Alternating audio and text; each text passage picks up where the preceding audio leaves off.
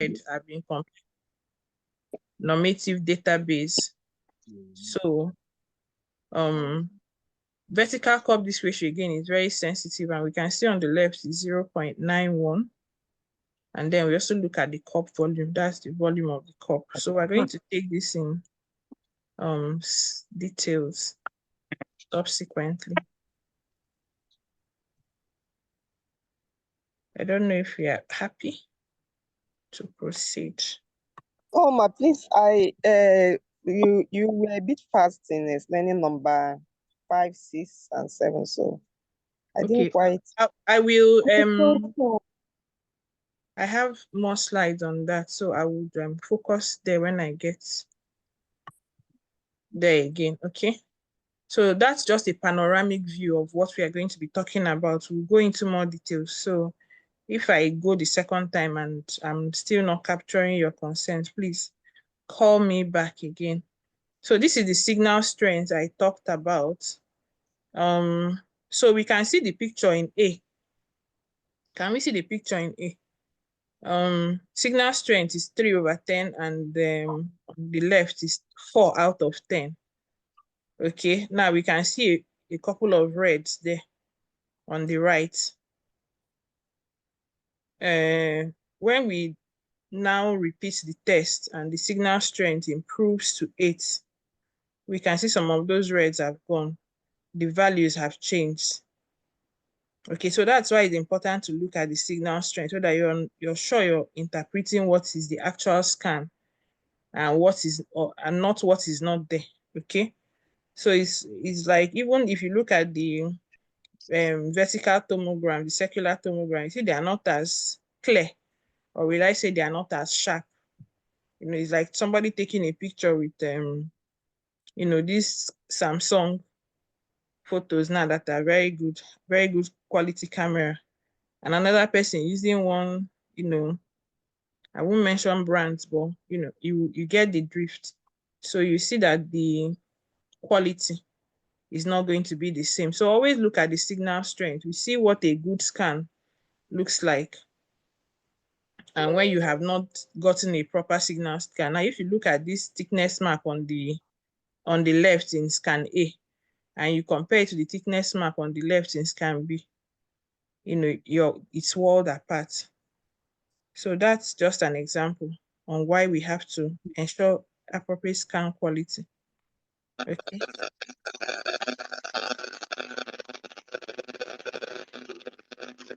I don't know if that's a question or somebody is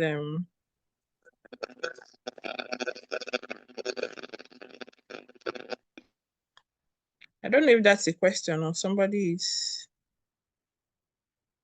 if I should be able to use can I use, what is it called, somebody is saying I should use a mouse. How do I make it more? Is it annotate?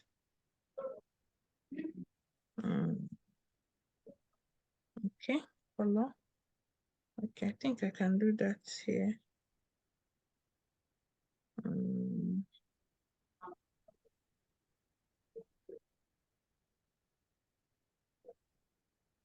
Okay, so can we see my spotlight? Yeah, yes, ma'am. Okay. Much better now. Good. So,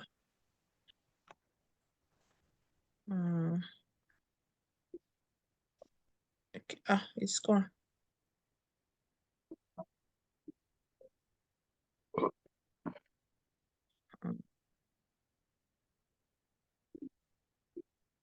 Okay.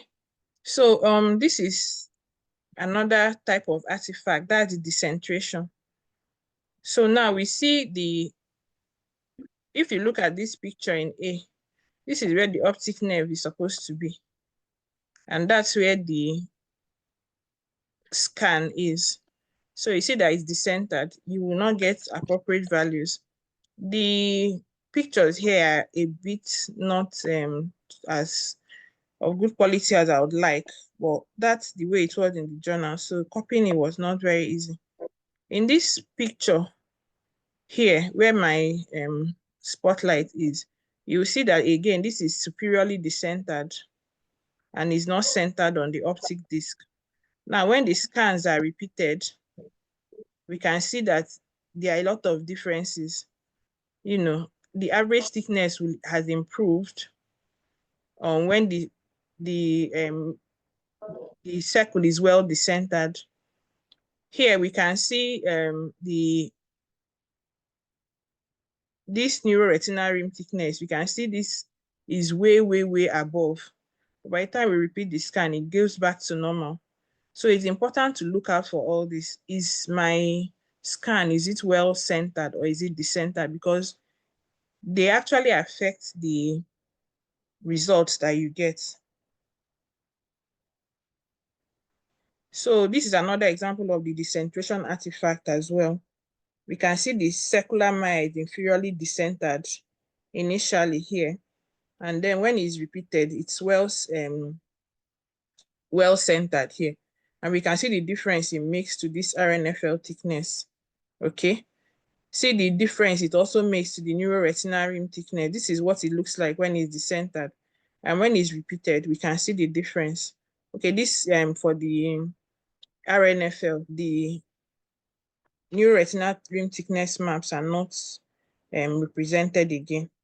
So it's actually important to look out for these. Then this is the movement artifact I mentioned. If you look at the scan on my left now, yeah.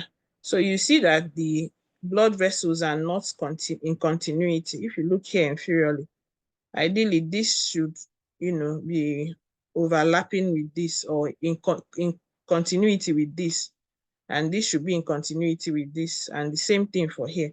So when you see this, you know that, okay, there is some motion artifact, some movement artifact going on here. And then here we can see the same thing. This is not in continuity with this at all. And then the picture in C, there are gaps in the data you're obtaining, horizontal gaps, all these black lines. So that is not a good scan at all to interpret. So now we look at the RNFL thickness. So I'm back again. If I don't address your concerns, please just call me back. So the RNFL thickness, we talk about for this the deviation maps and the thickness maps. So the deviation map is this that compares the values you get from a particular individual with the normative database, okay? And it will give you some color codes if it's out of, if it's not if it's abnormal. So you could have red, you could have yellow, like we saw previously. Now this scan here talks about the RNFL thickness map itself. So here we talk about warm colors, we talk about cool colors. So the warm colors, the blues are the warm colors, the reds and the whites are generally thicker. And the cool colors, the blues, are the thinner ones, okay?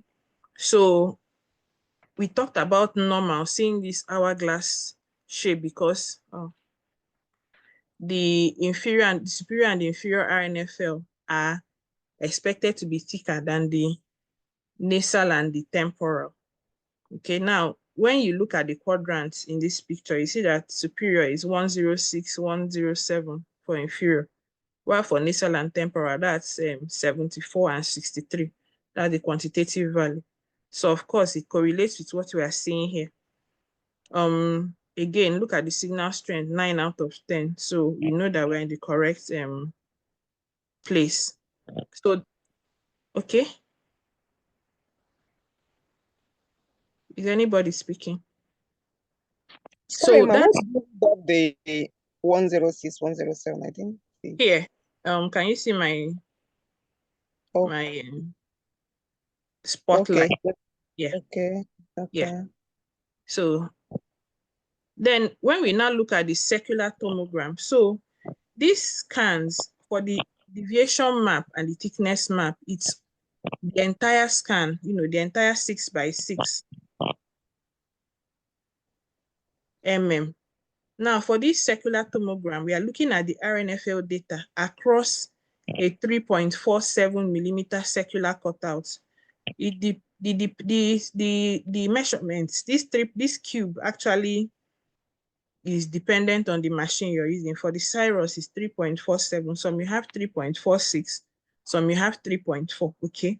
So when we look at the RNFL data across this area, not just the entire scan anymore, but in this particular area, then we now represent this in, tabular data.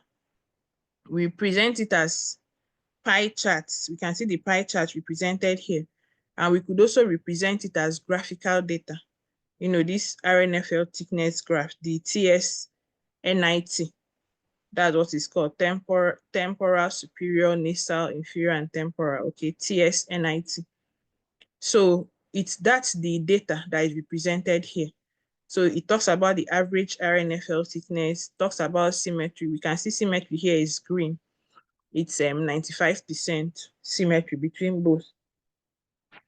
We look at the rim area, the disc area, the average curve disc ratio, and the vertical curve disc ratio that is very important to us.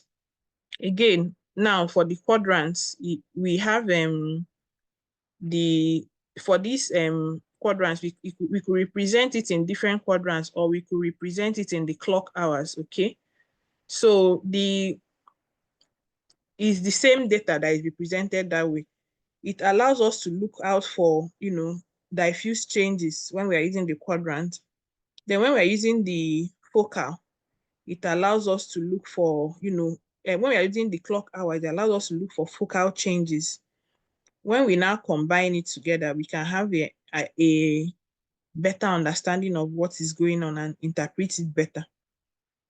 Now for the RNFL graph, that's this TSINT. So the underlying plots, this green, yellow, and red, we can see are to determine, okay, how statistically significant is each scan or the data that we obtain when you're comparing to the normative database. It's a color representation, like graphs help us to see things as figures. So here we don't talk about the numeric values. We are talking about, okay, how does this matter statistically? For the right is a solid line, and for the left, RNFL is a dashed or dotted line.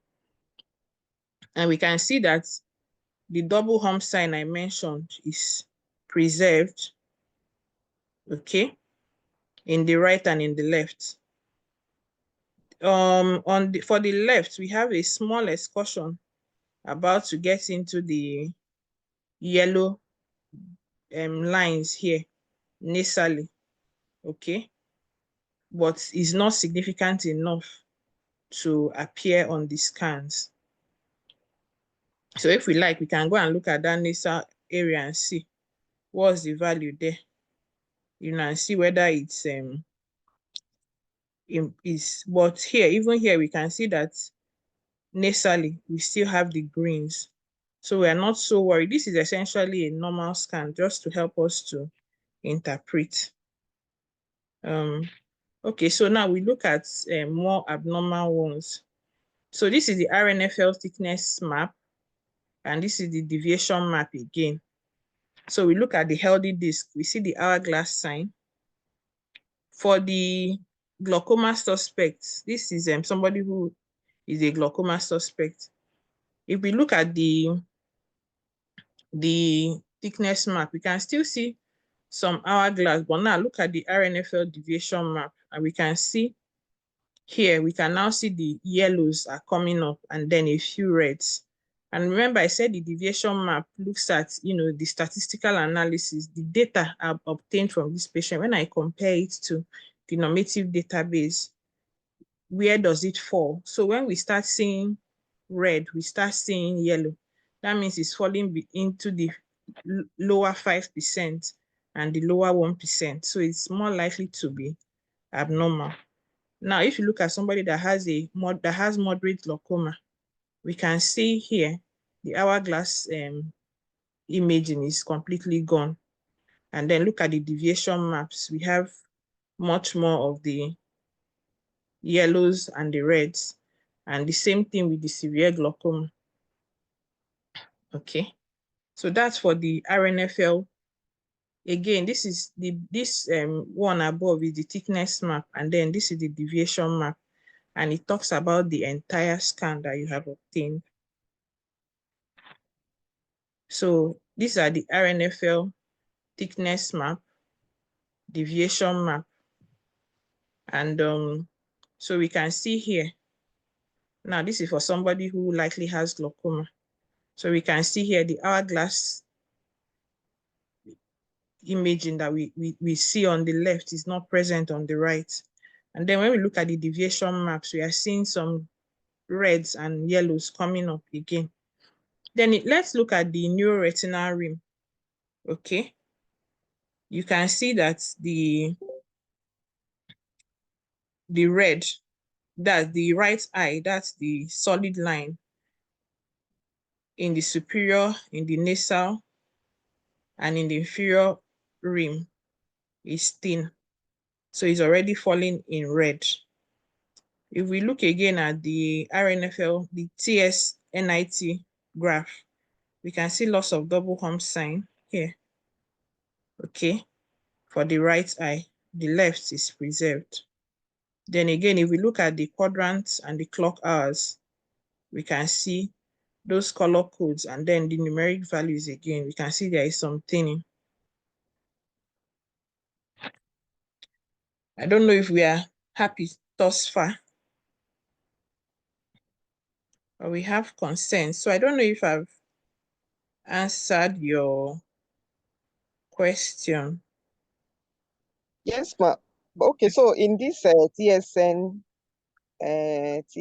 graph, the one towards the, I will now say left, is represents the right eye. Then this other one represents the left eye in the same graph. Yeah, you will see here, you will see this, okay? This, can you see my? Yes, ma. Yes, so this is OD. So they are telling you that the solid line here represents the right eye. Yes, ma. And these dotted lines represent the left, okay? So they are going to put two of them on the graph. The same thing for the neuroretinal rim thickness. Okay. No, my question is those, there are two more like, let me the humps, the double hump sign. There are two in the graph. Are the two of them representing? Yeah. Two So eyes. so these dotted lines, we can see it. I'm tracing the dotted lines now. This. Can you see? Are you following? Yes, ma'am. So that's the values for the left. Now I'm about to trace the solid line for the right. We can see this is thinner. Okay. Okay. Yeah, so that's for the right. All right. Thank you. Yeah, you're welcome. So we are moving on. The first slide, the neuroretinal rim picture, is it also supposed to have a double hump? That's this No. G. No, Okay. it's for the RNFL thickness. For RNFL thickness. Okay, thank you, ma. Please, ma, what about the tomograph? The tomogram, the retinal nerve fiber layer tomogram. Yeah, those tomograms actually tell us, I think it's the vertical that is much more important. Okay, the circular tomograms is the vertical that is more important. But some OCTs may not represent it. So that's why I haven't put so much importance there. So if we're able to identify all these ones, we should be able to make a proper diagnosis or monitor effectively. But I'll see, I think I've made some notes on the tomogram. I'll just pull that up and I'll refresh on them. Okay, so ma, the quadrants, these RNFL quadrants, which one is there a normal value, or wherever that is showing red, we know it's abnormal? Is there a Yeah, normal value? the different machines have normal values, okay? So what they do for you is when they take the measurement, they themselves will, compare it with their normative data, and then they will tell you what the patient's value is, and then they'll tell you how it compares. That's the color code that we'll see. But if you every machine you get has that what's it called? The normal values. I haven't put any of them here because I felt it to be too much information, and I wasn't really sure how much it was going to, help us with interpretation. But each machine has its own database. So Thank you, ma. these what's it called now? Tomograms, they help us to estimate. They're actually what I used to estimate the RNFL thickness measurement. Okay, so they have where they place, where the lines are placed. You talk about the Brooks membrane, inner limiting membrane, and then the lines that are drawn. So that is what is the scan picks up and then represents it as the numerical data that we can see. So we've talked extensively about RNFL, and it's really important. So another parameter to look at is the ganglion cell analysis, okay? Now, this is different for different machines. So it's based on a macular cube. And then you have quantitative, and so this macular cube, this blue square here. So it talks about both quantitative and qualitative evaluation.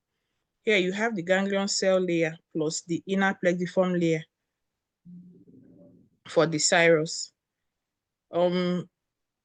In picture in 1, these are the maps for the ganglion cell inner plexiform layer. Here we see the measurement annulus should be centered on the fovea. You don't want the centration again as well. The map on the right and the map on the left. Okay. Then we now look at deviation maps.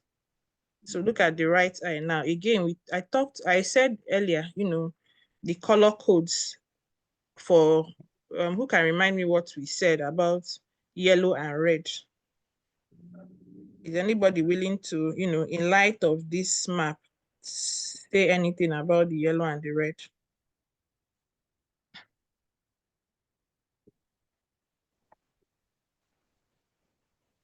Yellow is normal in 5%, while red is normal in 1%. Yeah, so it's more likely to be an abnormal finding, okay, than a normal finding. Because if it's normal in only 1%, that means in 99% it's not normal. So when you see it, you're more inclined to think that this is not normal than normal.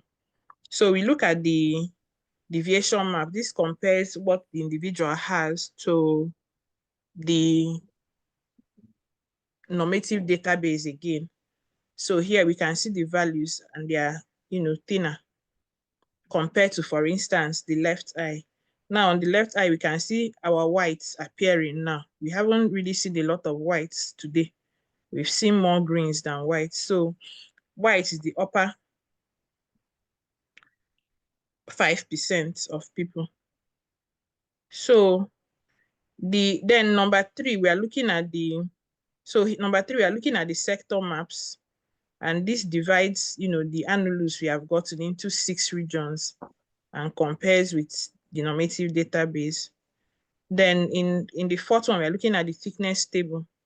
What's the average? Initially when I talked about what parameters we are good for the ganglion cell analysis, we talked about the average GCL plus inner plexiform layer thickness. And we also talked about the minimum, okay? So for this right scan, both of them are affected. And then in 5,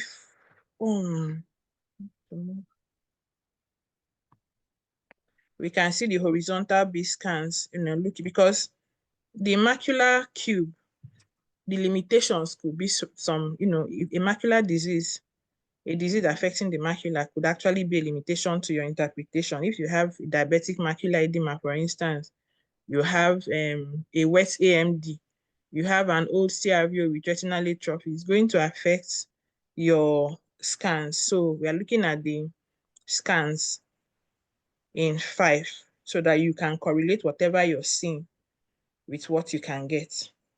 Okay.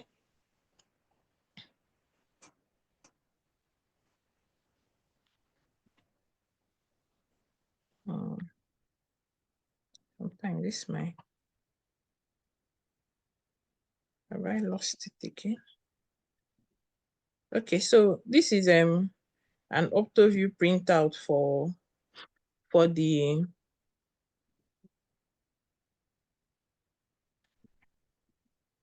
ganglion cell layer. So here we look at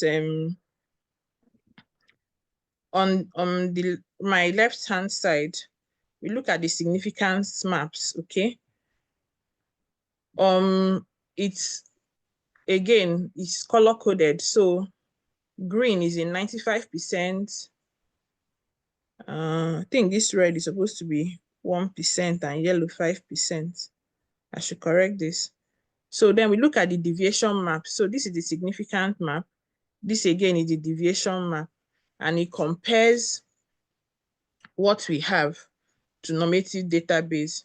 So when we see the black color, that's 50% loss.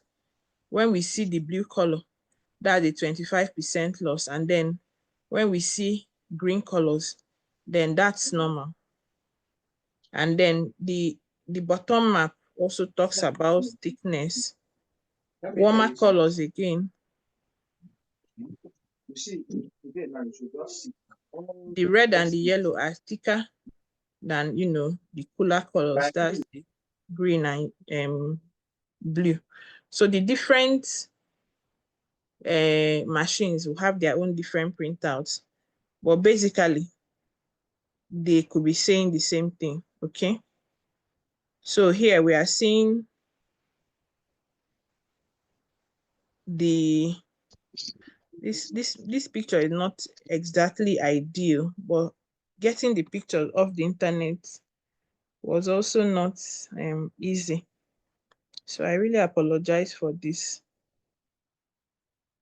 But all these this is green.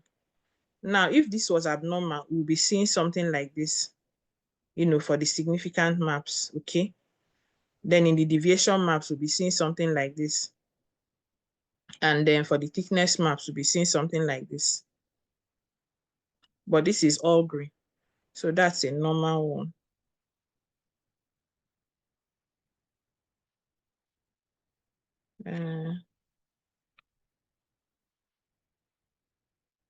Okay.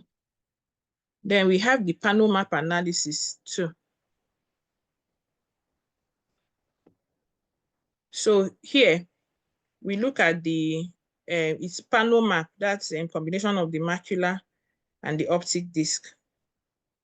So they are registered and they are combined. Okay. So we are looking at both RNFL and ganglion cell analysis. So in picture, so that's what this panel map analysis looks at. In picture 3, we can see that the ganglion cell layer plus the inner plexiform layer and the macular thickness maps are represented and they are color coded again. So when we see greens, that's about normal. When we see reds, that's more statistically more likely to be abnormal because you're comparing with normative database. So if you look at the TSNIT graph again, in the inferior rim, we can see some thinning, okay, for this left eye. And it is represented both in the, so you can see loss of the hourglass in 1. In 2, we can appreciate, even there is some superior rim thinning, more of inferior rim thinning in the TSNIT compared to superior rim. But if you look at the deviation map, you see that the red in the deviation map, that's this one. My spotlight is gone, okay. So the red here is significantly more compared to the red above. So the inferior rim is significantly thinner than the superior rim. And that is represented even in the TSNIT map, okay? And then when we look at the macular thickness as well, it's thinner inferiorly. So different machines represent almost the same information in different ways.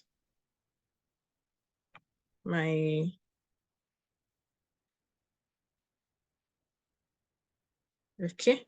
So for glaucoma diagnosis, what do we do? Now we have looked at how to interpret the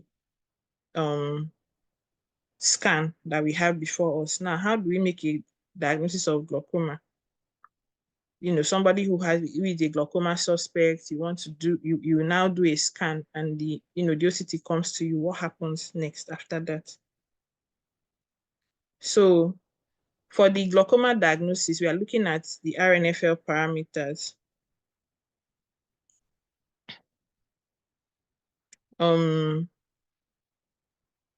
We look at RNFL thinning, we look at average and the inferior quadrant RNFL thickness values. And then we look at asymmetry. You know, I mentioned that you shouldn't have more than 9 microns difference between the two eyes. If you see that, then you're thinking, is this glaucoma or not? So the RNFL thinning is valuable, for the early diagnosis because it can precede visual field loss. So when you're doing CVF, you may not see anything. And I said the inferior temporal RNFL is more resistant to change that is age-related. So when we see any changes in the inferior temporal quadrant, then we should be thinking that, okay, this is actually significant for glaucoma. So inferior quadrant RNFL thickness, your average RNFL thickness are most clinically relevant. So you have to monitor this area for progressive thinning. Even if the thickness curve remains in the green area, that's what we call the green disease, which we'll see later. So you have to monitor that inferior quadrant very well, in subsequent scans that are done. So look at the RNFL parameters. I'm not going to say so much here. I want somebody to, based on all we have been saying, I want somebody to just, talk. Let's see. We have seen these scans a couple of times, so just go ahead. Okay, let me give it a try. Good. So in this one now, the RNFL thickness mark, it lacks the hourglass appearance, Good. showing that there is glaucoma here.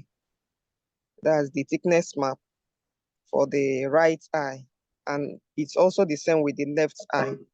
Okay. Then the RNFL deviation map is showing red. There are yellow and red, which shows thinning. There are thinning here. That's what I in the deviation map. Yes. This also the same with the left eye.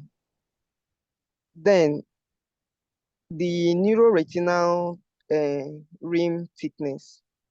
If you're looking at the OD with the thick line, you see that it lacks the double hump sign is lost in both the right eye and the left eye. And Yes. then the left eye is encroaching into the red area, showing thinning. Even both eyes, both the right and left, they are in the red zone, but is worse on the left eye. The left eye deviates more into the red zone. And then if you look at the table here, it also, there are lots of red, showing that all the values they got is abnormal. That's the much I could understand, man. You have done very well. Does anybody want to add anything? Okay, then you look at the data in the table as well. Okay. So you can see the values. Our average RNFL thickness is very, very low, compared to all that we have been looking at already. See the cup disc ratio, see the rim area, also thin. Almost everything here is red. Well done, good job. I'm happy somebody is going away with something. Okay, so I already talked about this average RNFL decrease that you expect at 0.2 microns per year and 2 microns per decade. And then, okay, see, the inferior quadrant is more resistant to this age-related delay. So any amount of thinning you see there is usually considered pathologic. Some other condition that can cause the abnormal RNFL thinning. So when you see that loss of hourglass, it just tells you that there is RNFL thinning, which most times could be from glaucoma, but there are other causes. Okay, so these are what we summarize into the red disease. But the difference here that is not likely going to be progressive. So you see it, the person does a scan again in 6 months, in 1 year, and it still remains at the same level. There is no progressive thinning. So you look at other causes of RNFL thinning. You can consider myopia. Does this person have a staphyloma? Is this a non-glaucomatous optic neuropathy? Okay. So the ganglion cell analysis can also be used for diagnosis. So we've talked about the RNFL. Now we're looking at the ganglion cell analysis for diagnosis of glaucoma. So the ganglion cell thickness, the ganglion cell complex thickness can be a better diagnostic marker for people who have early glaucoma than the RNFL. Why is this? About 50% of the ganglion cells in the retina are located in the macula. So that's the area you're looking at. So you're more likely to identify a defect, or you're more likely to identify damage when you focus on that area. Again, it's not affected by increasing axial length, and there is more accurate discrimination of the glaucomatous damage in people that have highly myopic eyes, unlike the RNFL. So when you're thinking, is this a red disease, you can focus on the GCC analysis. The advantage of this macular versus optic nerve head OCT is that for the macula, you don't require the patient to move their eyes. So it's an easier image to obtain and usually tends to be of higher quality. When you see people, the technicians who are obtaining the scans, you have to move to obtain, the optic nerve head. So for this one, you don't have to move. So sometimes, so it's easier to obtain, and okay, maybe could give you a higher quality. So the diagnostic accuracy will increase with the disease severity, okay? So what are the parameters you look at for the ganglion cell complex? We look at the global loss volume, and this will help us with pre-perimetric and early glaucoma. In advanced glaucoma, we could have focal loss volume. Also, we can look at the average ganglion cell complex and the inferior ganglion cell complex thickness. It will help us as well in making a diagnosis. So let's look at the GCC thickness map, okay? And so this is a color-coded map again, and we can see we are having lots and lots of blues. So this is thinner than we expect. Then I wanted to mention, I talked about scan quality. I focused a lot on the out of 10. That's for the Zeiss machine. For this OptoView, the quality is not represented out of 10. So it will give you a numeric value, and it will tell you, like for this one, the scan quality index is 58, and it tells us that it's good. So we are more confident to accept the results we can see. Okay. So this is for somebody who has advanced glaucoma, the ganglion cell analysis. So we can see blues. So it's thin for the thickness map. Then this talks about the normative database reference. If you remember the earlier scan I talked about, when we looked at the GCC, reds are generally not good. We want green, and we can see it's only one tiny arc here that is green. The rest is red. Okay.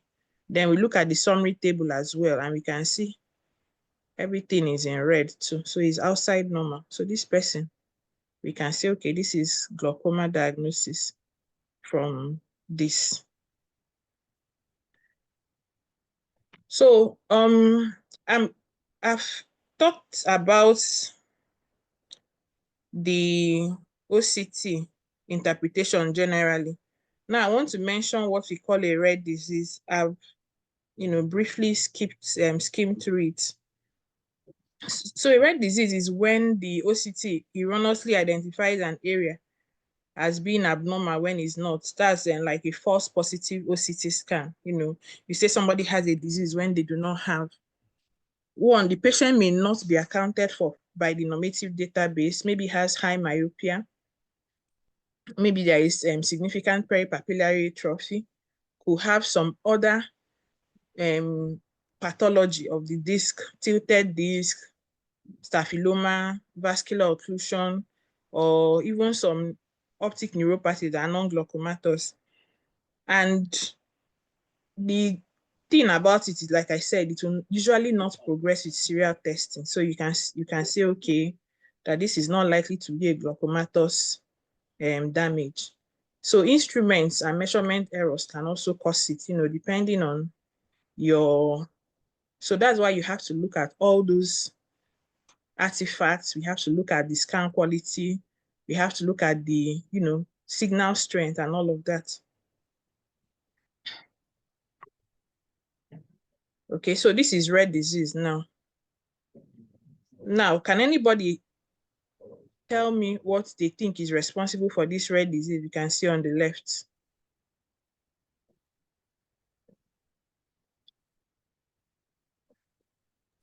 It may have something to do with the signal strength on the left. Yes. It almost has everything than not. Signal strength of 2.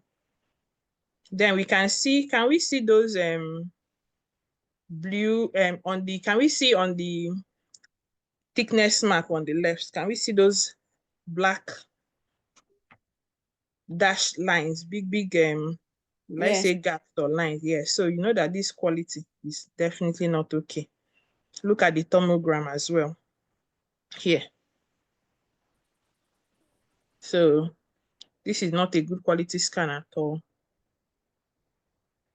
So when you see red, don't be too quick, to say this is glaucoma. See the RNFL layer, see the rim, see the this, see the that.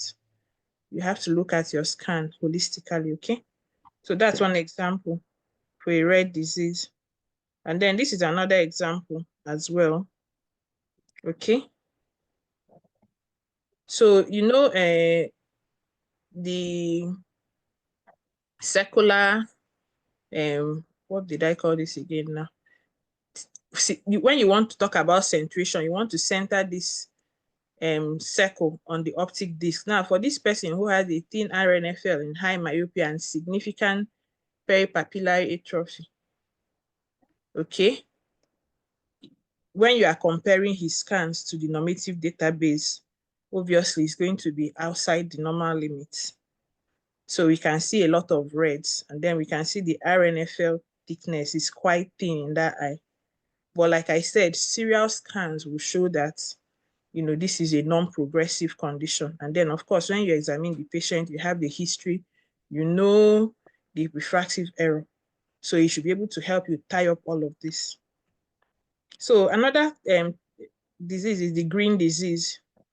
Here is false negative. Patient has glaucoma, but the OCT appears normal.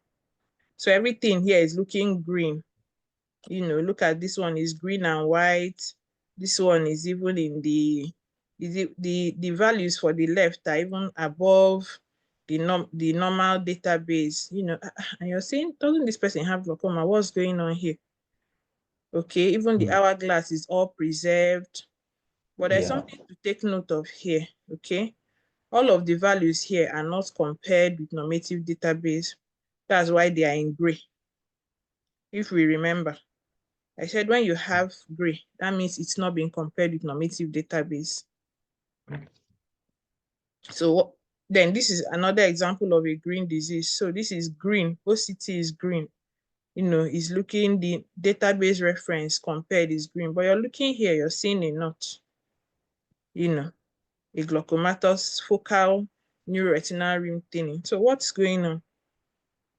This is a green disease.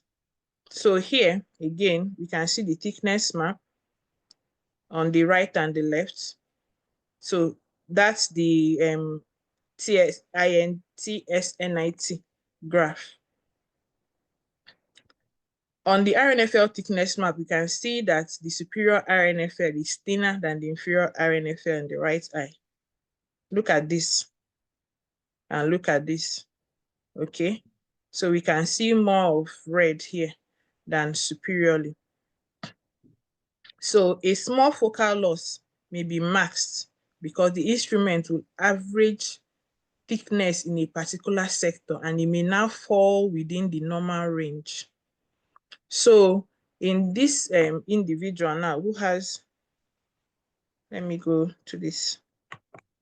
For this individual now who has a focal notch here, when it comes, it will take average now, superior average, inferior average, temporal and nasal. So it may mask this focal loss. And we know focal losses are very important in glaucoma diagnosis. So when that happens, you can mask it and you'll be seeing green and you know that this person has glaucoma and you begin to doubt, am I not able to make a diagnosis anymore? So look at this asymmetry, it will help you.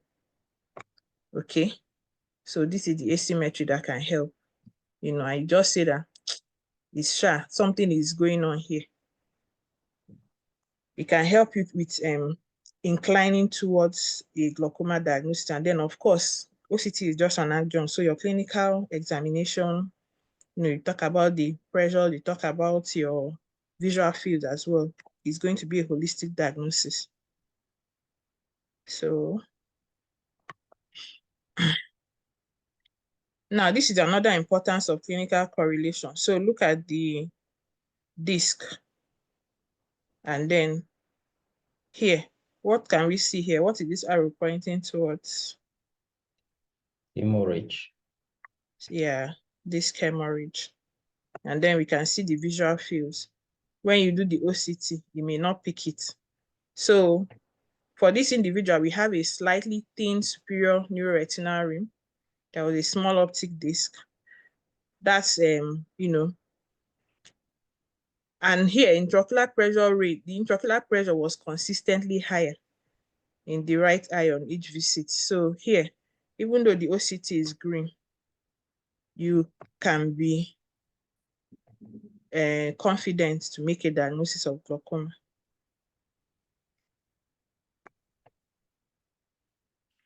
So another thing to talk about is the floor effect. In early to moderate glaucoma, progressive thinning of the RNFL thickness is a useful tool to judge progression. So somebody had early glaucoma, somebody had moderate glaucoma. You're doing, you know, progressive RNFL OCTs and looking at the RNFL thickness. Or what happened with advanced loss when the RNFL thickness has reached a certain limit? You know, the range is about 45 to 50 microns. That's the bottom. And it doesn't decrease any further. So damage is still progressing, but the OCT cannot pick it. That's a floor effect. So it's something to watch out for. So patient comes again, you look at the OCT, it's the same thing, and you're like, okay, you are stable. You have to be careful while making that assertion. Here, you can use other options to monitor progression. You can use central visual fields, your macular ganglion cell complex, and the OCT angiography can be used when you get to this floor effect in advanced disease.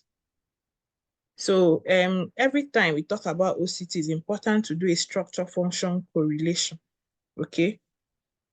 We don't just take the OCT, and just put all our eggs in that basket. So can anybody, just speak into this graph? This picture, does anybody want to, I just want some form of interaction so that I'm sure that we're all coming along nicely. It's the same thing we've talked about, really. So I just want somebody to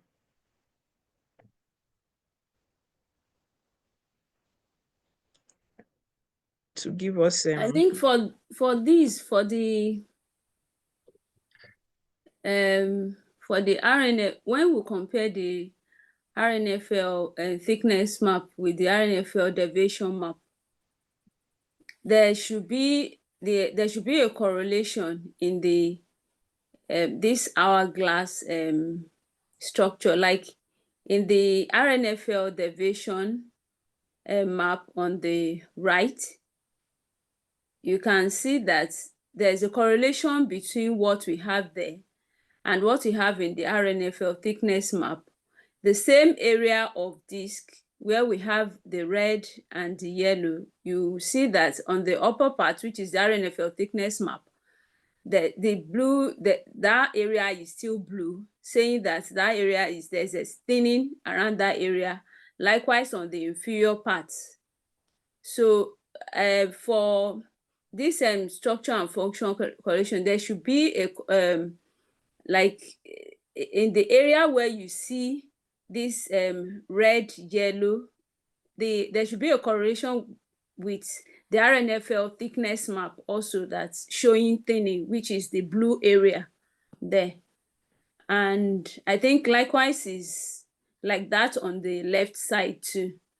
On the superior part, the RNFL deviation map, the red, yellow, and then when you compare it to the thinning that you see on the RNFL thickness map, it's there's thinning there.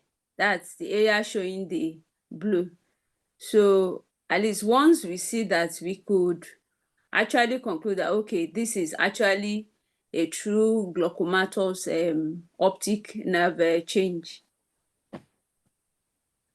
Okay, so she has done justice to the maps, but I just want us to know that they have misplaced the orientation. So this is for the right eye, and this on my this is for the left eye. Okay, so it was misplaced. So this is the right eye fundus photo, left eye fundus photo.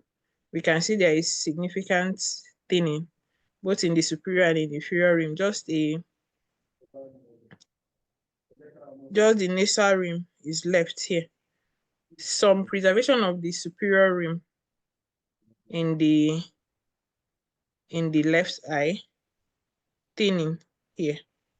Okay, so there is significant thinning here as well.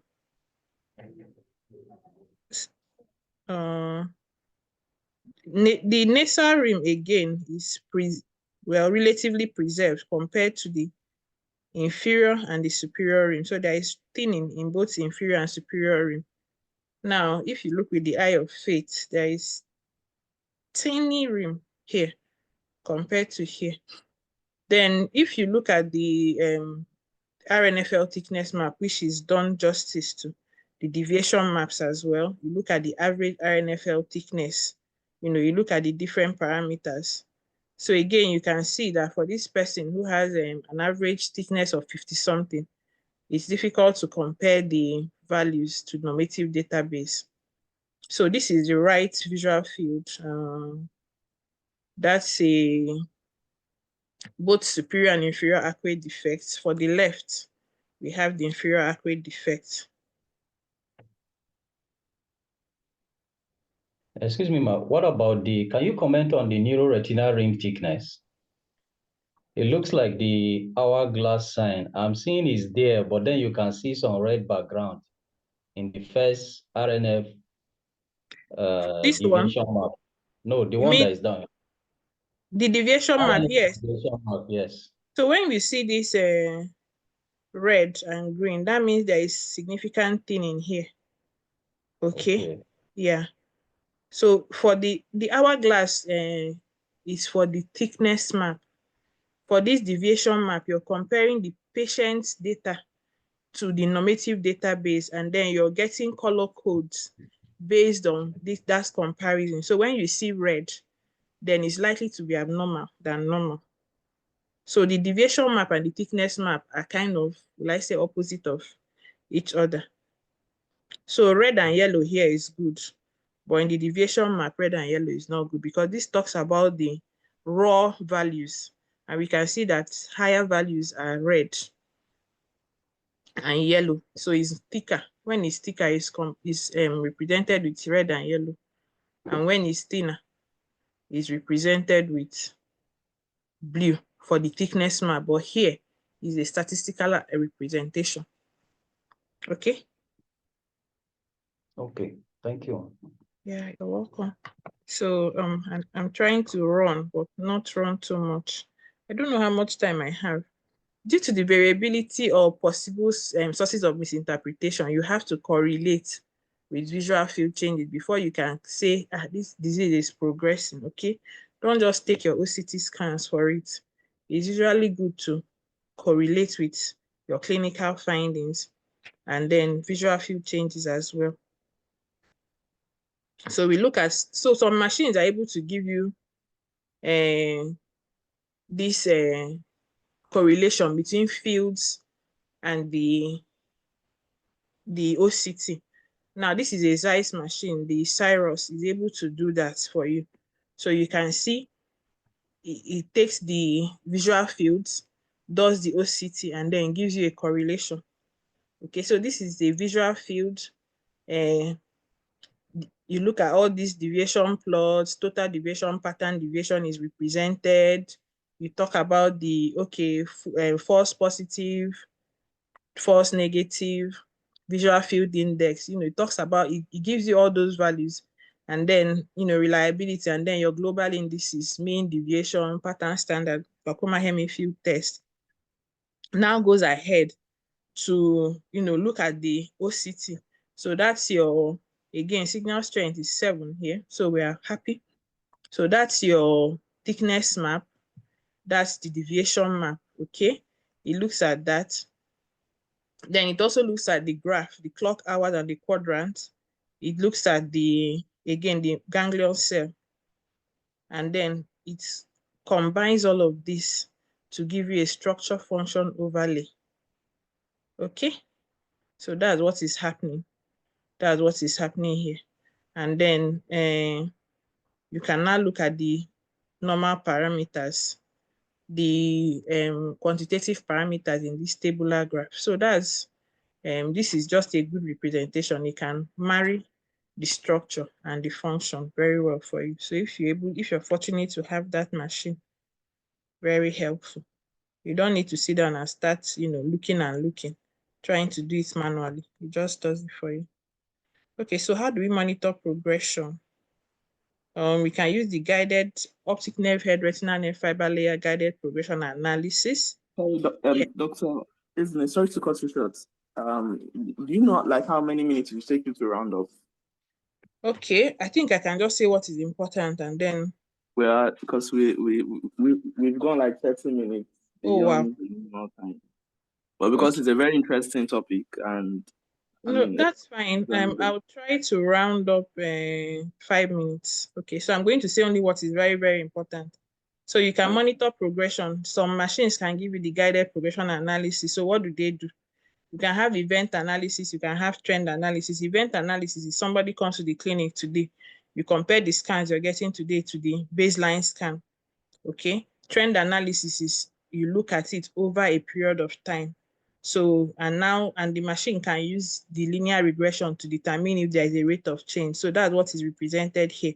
So we look at the average retinal nerve fiber layer thickness, superior, average cup to disc ratio, inferior, RNFL thickness. And then if a change is noted for the first time, it's flagged as yellow, which you can see here. If it repeats again, it becomes maroon or red. Okay, so it now shows that. So we can look at, this is looking at the trend analysis, baseline values. You can see this were obtained 2008, and then this one we obtained in 2010, and we can see something in here as well. So that's for the guided progression analysis. Similar thing here. This is 6 different exams, and we can see the progression over time. So optic nerve head, RNFL. So this is RNFL we're looking at. So for the Cyrus, you could have a structure function GPA report. So not just an event analysis for the structure function. It can also give you a trend that you can look at. Okay. Now we can also see the ganglion cell analysis progression. So that's what is happening here. So this is our assignment. We have already done so much. We have done so well. We have interpreted some scans. So we can take this and try our hands at it as well. Causes of artifacts, I have mentioned some of them. Now, these are the top 10 that we are seeing in a study, and the RC of, and the other sources of misinterpretation. I have spoken about them here and there. I just thought to mention anterior segment OCT can be useful for all of this. 1, 2, 3, 4, 5, 6. Okay. And then OCT and geography.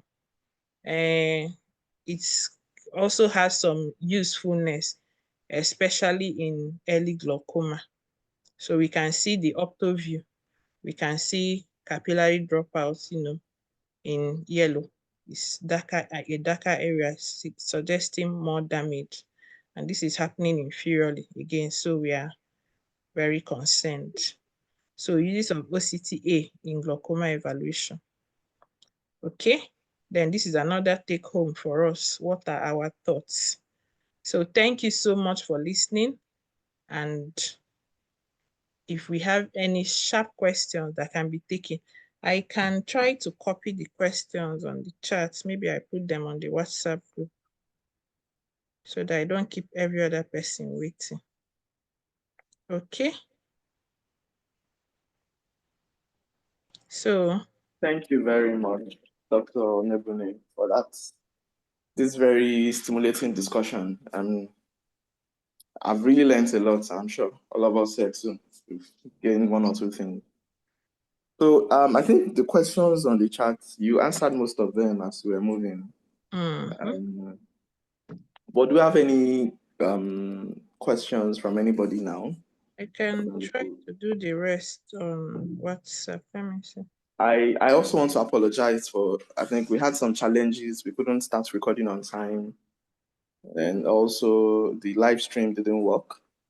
And there was a limit to the number of people who could join. So a lot of people will still want to go back to this lecture. So we promise to share the recordings from where we started. And I don't know if Dr. Onebunne will be kind enough to also make the slides available for people to go through. Yeah, I can. I will make it a PDF because it's quite heavy. So apologies in advance if the picture qualities are not so good, but I will share them. So, but there's a question here about from Dr. Nwokedi. She asked if the optic nerve parameters, including the disc size and area presented in a table on the reports, said how important are they in diagnosis and assessment? Those parameters that are always there. Yeah. Do we take it with a pinch of salt, or we rely heavily on it? That's this, how important is this, right? Yeah, it's important. Now you can look at it. One, the color coding can give you an idea. When you are sure, that your scan quality is good, because the reds and the green, again, we talk about the red and the green disease. So if there is decentration, if there are other artifacts, it could actually affect the values that you get here. So these are just raw values of the same things that are represented here. So here you're looking at the superior quadrant is 106 and the inferior quadrant is 96. This average RNFL thickness gives you the average, entirely. When you start having something like 55, you already know that RNFL thickness is low. And then we mentioned about the floor effect for between 45 to 50. You know, subsequent monitoring with OCT scan may not be very useful because it may not give you an idea of whether the disease is still progressing. So that's for the average RNFL thickness. The rim area just gives you an idea of what, the area of the rim is. The disc area tells you the disc. Is it a large disc? Is it a small disc? That's how you're going to know. So it's not usually compared. That's why that box is gray. Then average cup disc ratio again, cup to disc ratio, and then vertical cup to disc ratio, which is more concerning to us in glaucoma. Then cup volume just tells you the volume of the cup. How important is it in the glaucoma diagnosis and progression? May not be very significant, but it just gives you the entire values. All of these things are taken holistically. If you're doubting your diagnosis of glaucoma, somebody who is a suspect, by the time you put all of this together with the rest of the scan, then it gives you an idea. For instance, somebody has a very small disc area, you expect the cup to also be small. Now, when you're seeing a disc area that is small and the cup disc ratio is much, then the rim thickness is likely going to be smaller. For somebody who has a large disc size or a large disc area, even if the vertical cup disc ratio is 0.8, you may not be very worried because the rim thickness left is may still be significantly, give you quite enough good function. So you just look at everything holistically and it helps you in your diagnosis. I don't know if it's helpful. Sorry, ma, the table, the values on the table, are Yeah. there normal values for them aside the color codes? I understand you say you can use the color codes for them, but there are for normal them, values for each machine. For each machine, there are normal values. So if you go to the machine, you will see what the normal values are. I have not just put them on the slide because I felt it was a lot of information that may not be really relevant. So in fact, some machines will tell you, okay, this is what they obtained for Caucasians, this is what they obtained for African Americans, Hispanics, all of that. For the different age, they will tell you the normative database. So it's available. The units are available for all the machines.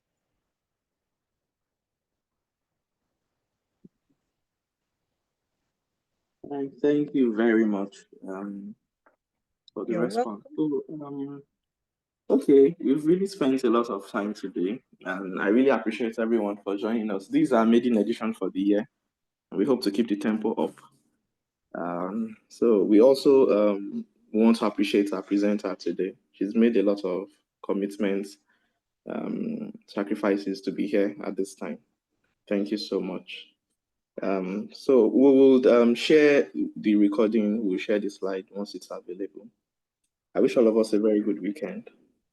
Thank you. Thank you. Thank you, Ma. God bless you. Thank you. Bless you. I'm not that old though. This one everybody is saying, ma. thank you. Thank you, our lecturer. I miss you. Thank you so much. Bye-bye. God bless you. You've done a lot of justice to this thing. Thank you, Ma.